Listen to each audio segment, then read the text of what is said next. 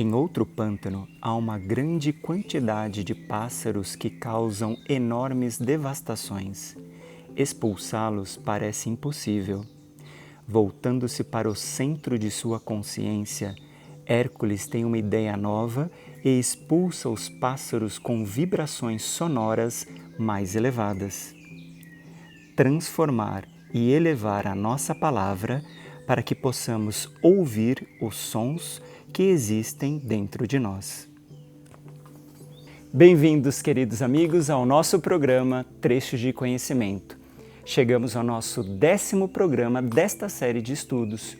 Hoje veremos o 9º trabalho de Hércules, Os Pássaros Devastadores. Então, vamos à síntese deste trabalho? O processo é fazer com que surja a unidade como única meta. Já a tarefa principal é completar a unificação da personalidade.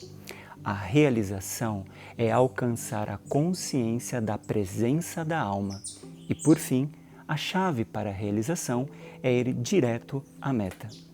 Iniciaremos nossa leitura na página 119.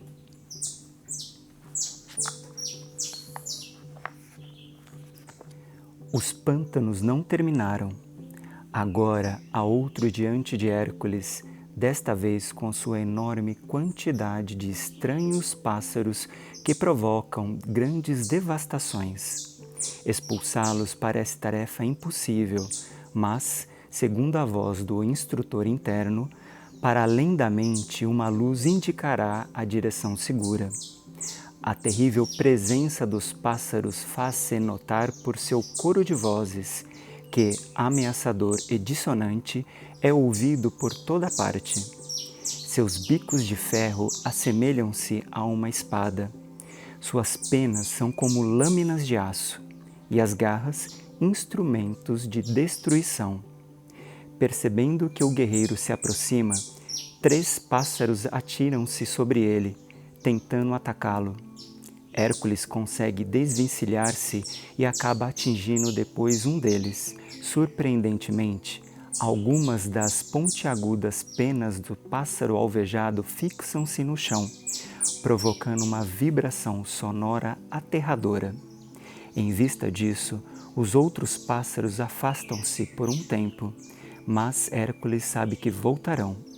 Ali, diante do pântano, ele procura descobrir um meio de libertar o local de aves tão atemorizantes. Tenta usar flechas, inútil. Os pássaros são milhares e quando voam aos bandos, chegam a cobrir o sol e a escurecer o dia. O herói tem então a ideia de colocar armadilhas dentro do pântano, do mesmo modo que fez com o javali. Todavia, quando tenta pisar naquele solo, seus pés afundam-se e é quando constata que uma solução, por ter sido boa no passado, nem sempre é adequada para o momento presente, que apresenta outras características. Faz uma pausa, concentra-se e agora pode lembrar-se das palavras do instrutor. Além da mente há uma luz que indicará a direção segura. Consegue assim ficar quieto, olhando para além da mente, ainda acostumada a seus mecanismos dedutivos. Voltando-se para o centro de sua consciência, faz com que a mente olhe a si mesma. Vem-lhe então uma ideia nova. Toma 2 enormes símbolos de bronze que emitem um som mais estridente do que o dos pássaros, um som sobrenatural do qual não se encontra similar neste mundo. Perturbador e áspero, o som é capaz de penetrar o plano astral, um dos níveis sutis da Terra e dos indivíduos. Para o próprio Hércules, que conhece agora vibrações sonoras mais elevadas, aquele barulho é intolerável. Cobrindo os ouvidos com tampões, ele toca os símbolos. É hora do pôr do sol. O pântano está denso pela presença de um sem número de pássaros. Hércules faz soar de maneira potente os símbolos, repetidas vezes.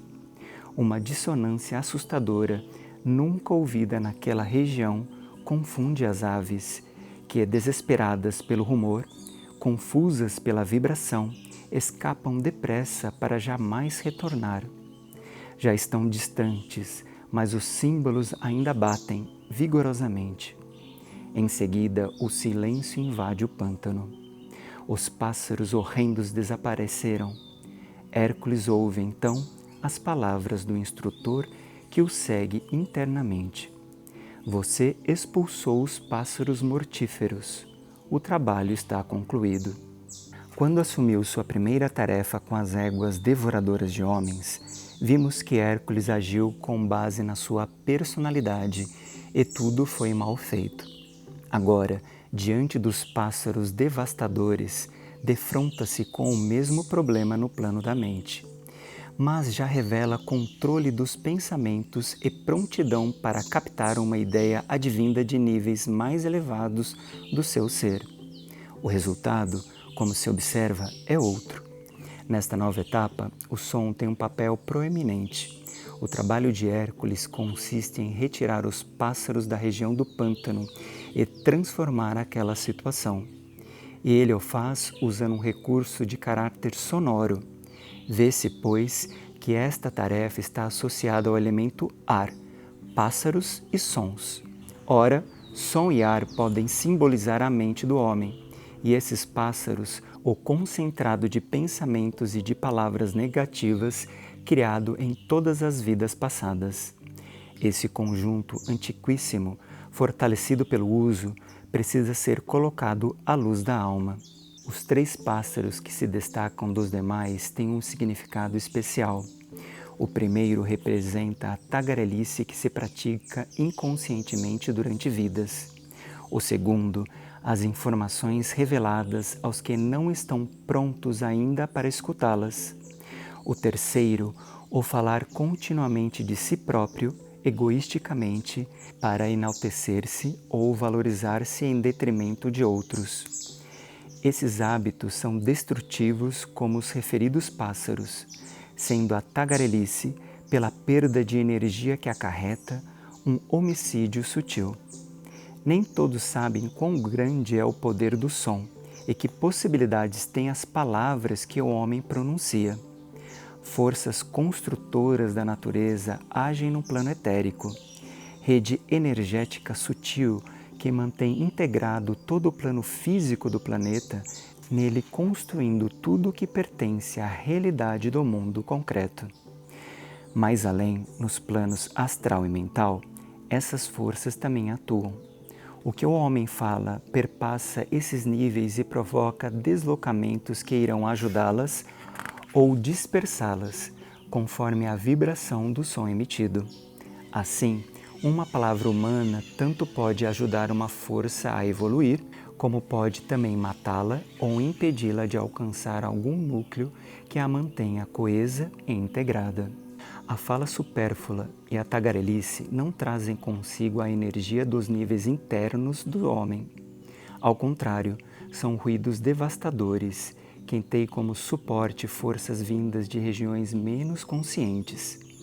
Esse tipo de som sai pelo espaço e pelo éter, destruindo ou produzindo caos.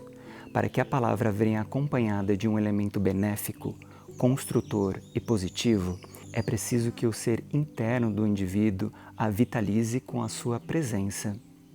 Além do controle e seleção das palavras, o homem vai aprendendo com o tempo a inofensividade ao pronunciá-las. O símbolo, nesta história, representa o uso adequado do som, a inofensividade que nada tem a ver com a passividade, mas com a ação correta de caráter construtivo. Aquele que afugenta os pássaros é inofensivo, pois está construindo o que eles, assim como são, não permitiriam. É necessário, pois, transformarmos e elevarmos a nossa palavra, para que mais tarde possamos ouvir os sons que existem dentro de nós. Conforme se sabe, os homens têm outros sentidos além dos físicos. São sentidos internos, entre os quais a audição interior, que se abrem somente quando o uso da palavra externa chega a ser relativamente controlado. O tempo, o espaço, O som e as vibrações tornam-se, em geral, perceptíveis sob diferentes maneiras em outros ritmos, à medida que nos interiorizamos, que nos conscientizamos da vida que temos dentro do nosso ser. A primeira etapa desse processo de transformação e elevação é o autocontrole. Cortando pela metade o número de palavras pronunciadas diariamente, tornamo-nos aptos a refletir antes de falar, pois só assim, evitando o palavreado meramente compulsivo, temos tempo para pensar. A segunda etapa é a da reflexão. Nela fazemos um belíssimo trabalho em nosso ser, pois chegamos a ouvir antecipadamente o que vamos falar. Selecionamos então a palavra e passamos a construir inteligentemente por meio do som. A partir daí inicia-se uma fase ainda mais importante para o desenvolvimento da consciência. A terceira etapa em que colaboramos com o clareamento do nosso próprio karma e do karma planetário. Isso é feito à medida que a palavra é controlada e precedida da reflexão, o que nos possibilita interromper uma frase ou modificá-la se, antes de sair pelo espaço e pelo éter, for considerada destrutiva ou supérflua. No caso de ser emitido um som fora desse controle, uma reflexão imediata pode recuperá-lo a tempo.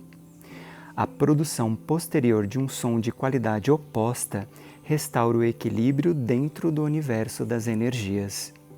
O reconhecimento dessa realidade é tão importante que talvez seja produtivo para o leitor considerar melhor tudo isso à luz de alguns exemplos práticos.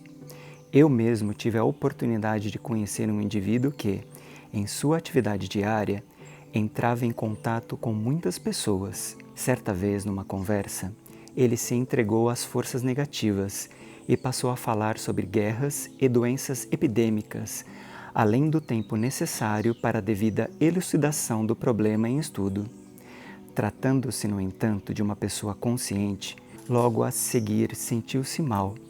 Percebeu ele, então, que algo deveria ser esclarecido em sua consciência para reequilíbrio até mesmo do seu plano físico. Quando logo depois seu grupo de trabalho veio estar com ele, foi recebido com uma disposição interna e externa diferente. Dessa vez, ele acentuou os lados positivos das questões e falou o mínimo necessário sobre os negativos.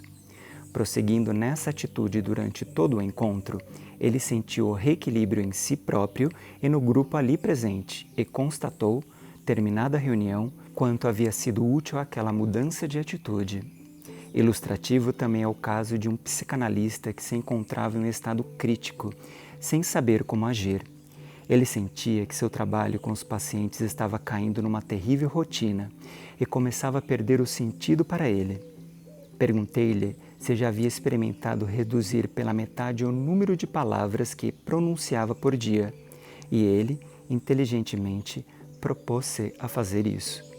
Meses depois, ao vê-lo, percebi que já estava em nova situação. Havia realizado seu intento, falando muito menos. Corte agora metade do que você ainda fala e aguarde, eu lhe disse.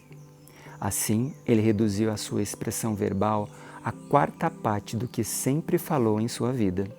Seguro de si, restaurado da desvitalização que havia sido produzida pelo hábito normal de falar irrefletida e descontroladamente, ele estava mudado.